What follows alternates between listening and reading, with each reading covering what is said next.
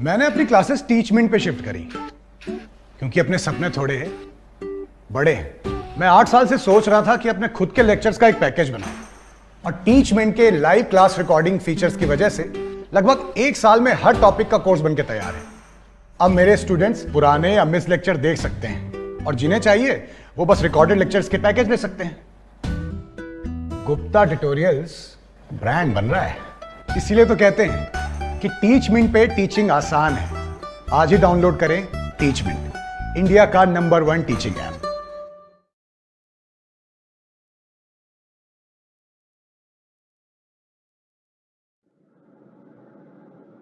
नमस्कार दोस्तों, स्टडी गुरु YouTube channel पर आप सभी का हार्दिक स्वागत है। बच्चों, सामाजिक विज्ञान के इम्पोर्टेंट पर्सन की सीरीज में हमारा ये तीसरा वीडियो है। इससे पहले 2 वीडियो इस चैनल पे अपलोड हो चुके हैं, तो अगर आपने पहले वो 2 वीडियो नहीं देखे हैं तो जाके पहले उन 2 वीडियोस को देख लीजिए, उसके बाद आप उस वीडियो को देख सकते हैं। तो सामाजिक विज्ञान के इम्पोर्टेंट क्वेश्चन हम लोग पढ़ रहे थे और इस वीडियो में भी हम सामान्य ज्ञान के कुछ महत्वपूर्ण प्रश्न पढ़ेंगे कक्षा 8 एनएमएस एग्जाम के लिए। आइए शुरू करते हैं। आज का पहला प्रश्न देखिए।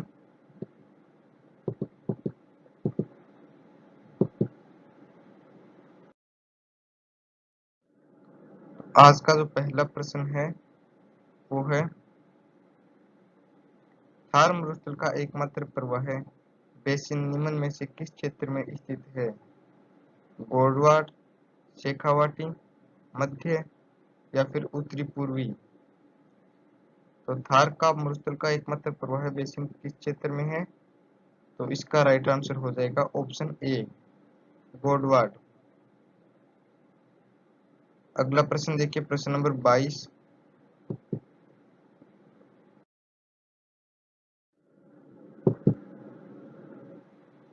कोथल है, कोथल क्या है?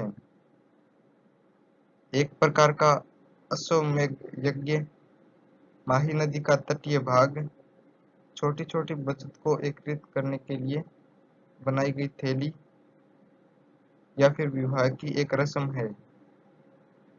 इसका सही आंसर हो जाएगा माही नदी का तटीय भाग जो है वो कोतल कहलाता है। प्रश्न नंबर 23 देखिए।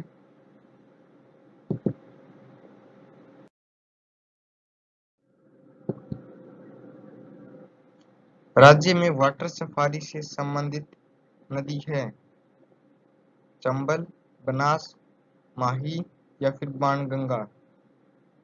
तो राज्य के अंदर जो वाटर सफारी नाम से संबंधित जिस नदी का नाम है उस नदी का नाम है चंबल।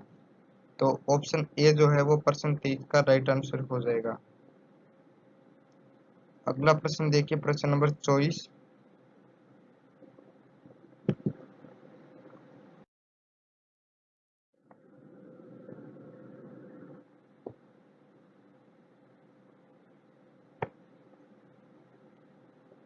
राजस्थान का वह कौन सा संभाग है जिसमें सर्वाधिक नदियां बहती है? ऑप्शन पढ़िएगा, कोटा, जयपुर, जोधपुर या फिर उदयपुर? तो वह कौन सा संभाग है जिसमें सबसे ज्यादा नदियां हैं? तो वो संभाग है अपना ऑप्शन ए, कोटा।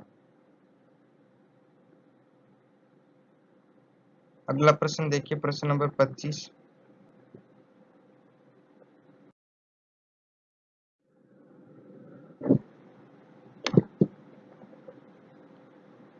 घग्गर नदी के किनारे स्थित तलवाड़ा झील राजस्थान की सर्वाधिक नीची झील है और वो किस जिले में स्थित है, ये आपसे पूछा है। ऑप्शन पढ़िए, पाली, डूंगरपुर, हनुमानगढ़ या फिर गंगानगर? तो घग्गर नदी के किनारे स्थित तलवाड़ा झील कौन से जिले में है? तो इसका अपने पास राइट आंसर हो जाएगा ऑप्शन सी, हनुमानगढ़। अगला प्रश्न देखिए, प्रश्न नंबर 26।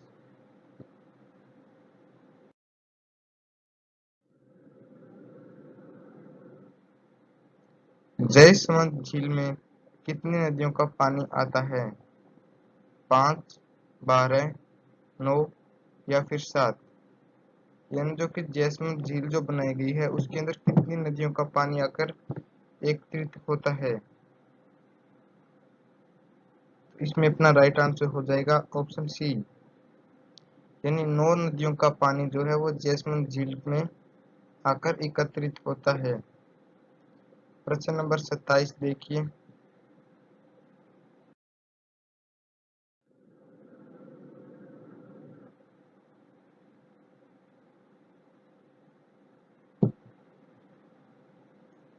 ग्रीष्म ऋतु में राजस्थान में कम वायुदाब का क्षेत्रफल कहाँ बनता है? दक्षिणी क्षेत्र में, पूर्वी क्षेत्र में, पश्चिमी क्षेत्र में या फिर उत्तरी पश्चिमी क्षेत्र में। तो ग्रीष्म ऋतु में राजस्थान में कम वायुदाब का क्षेत्र कहाँ बनता है? तो इसका अपने राइट आंसर हो जाएगा ऑप्शन डी, उत्तरी पश्चिमी क्षेत्र में। अगला प्रश्न देखिए, प्रश्न नंबर 28।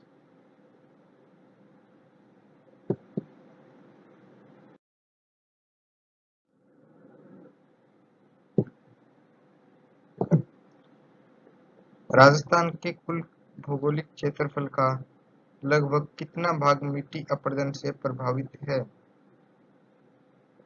ऑप्शन देखिए, 1/3, 2/3, 3/4 और या फिर 1/4।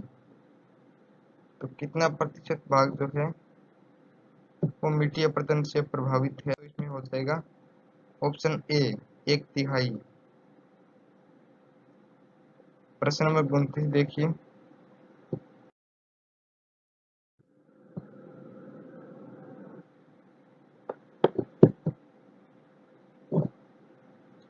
राजस्थान में प्रथम मिट्टी परीक्षण प्रयोगशाला जोधपुर में भारत सरकार की सहायता से कब स्थापित की गई?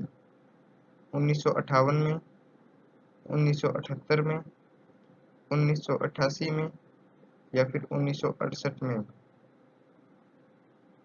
तो मिट्टी परीक्षण प्रयोगशाला है वो जोधपुर में कब स्थापित की गई थी? तो इसका राइट आंसर हो जाएगा ऑप्शन ए, 1958 में। अगला प्रश्न देखिए, प्रश्न नंबर 30।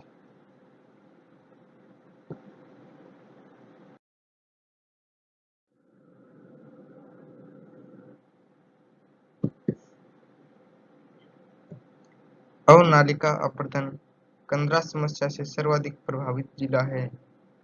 जयपुर, सवाई माधोपुर, कोटा या फिर धौलपुर। तो अवनालिका अपरदन से सर्वाधिक प्रभावित जिला कौन सा है? तो इसमें सही आंसर हो जाएगा ऑप्शन सी, कोटा। अगला प्रश्न देखिए, प्रश्न नंबर 31।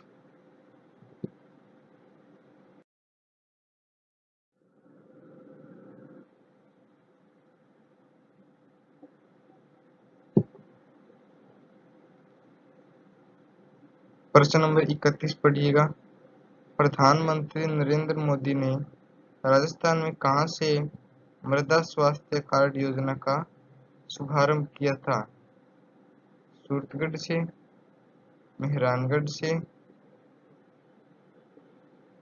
या फिर संगरिया से। तो इनमें से कौन सा आंसर सही होगा? इसमें हो जाएगा ऑप्शन ए, सूरतगढ़ से। प्रश्न नंबर 32 पढ़िए।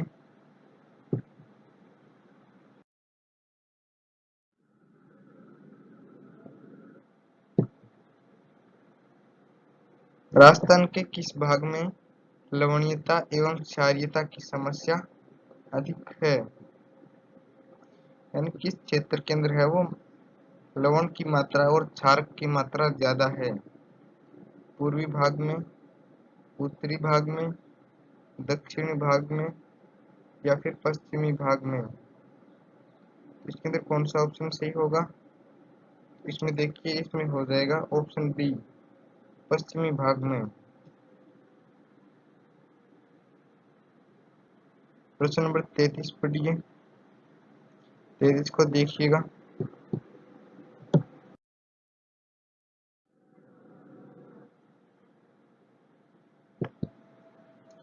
निम्न में से किस मिट्टी में 90 से 95% बालू की मात्रा पाई जाती है? कठोर पटल वाली मिट्टी, इनमें से कोई नहीं, काली मिट्टी या फिर रेतीली मिट्टी। तो जो रेतीली मिट्टी है उसके अंदर बालू की मात्रा 90 से 95% के बीच पाई जाती है। अगला प्रश्न देखिए, प्रश्न नंबर 34।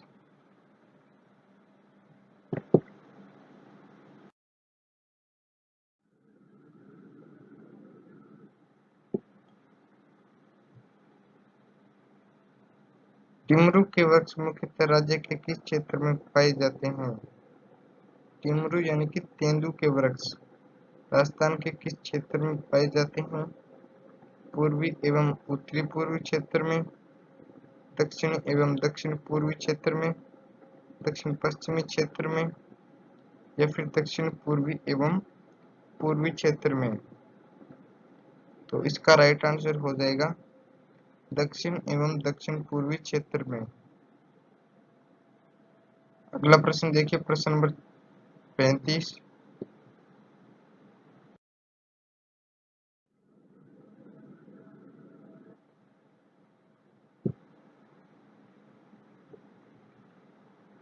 शक्तुफला के नाम से किसे जाना जाता है?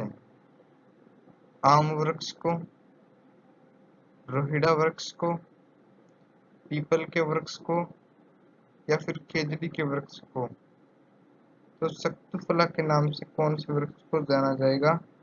तो इसके अंदर अपना राइट आंसर हो जाएगा ऑप्शन डी, खेजड़ी वृक्ष को। यानी कि अपने जो खेजड़ी है उसे किस नाम से भी जानते हैं? शक्तुफला। अगला प्रश्न देखिए, प्रश्न नंबर 36।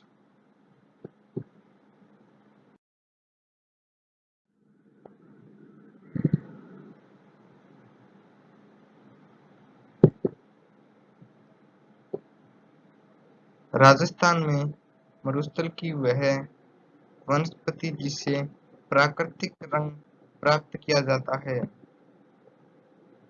चौकड़ा, नीम, तुम्मा या फिर गटवा?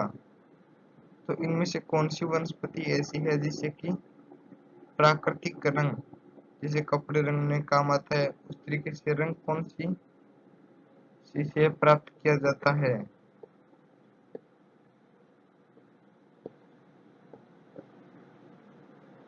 तो इसमें हो जाएगा तुम्बा, ऑप्शन सी। अगला प्रश्न देखिए, प्रश्न नंबर 37।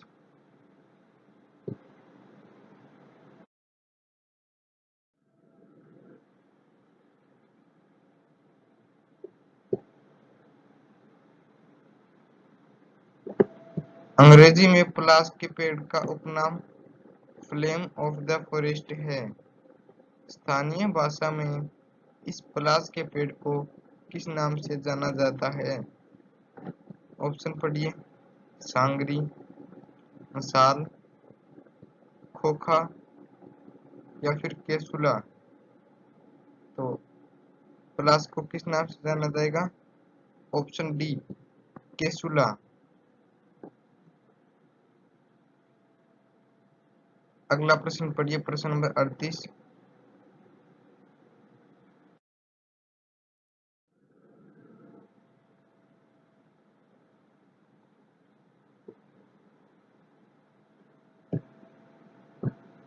निम्न में से किस किंग्स फिशर के रूप में जाना जाता है? तो किंग फिशर के नाम से किसे जाना जाता है? टालमिच को, किलकिला को, थपकड़ को या फिर इनमें से कोई नहीं? तो किंग फिशर के नाम से किसे जाना जाता है? तो इसका राइट आंसर हो जाएगा ऑप्शन बी, किलकिला को। प्रश्न नंबर 39 देखिए,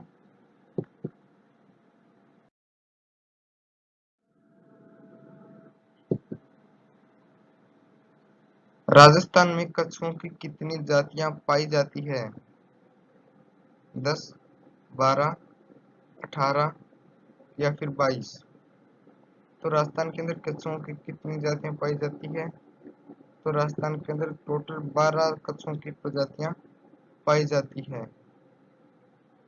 अगला प्रश्न, प्रश्न नंबर 40 देखिए।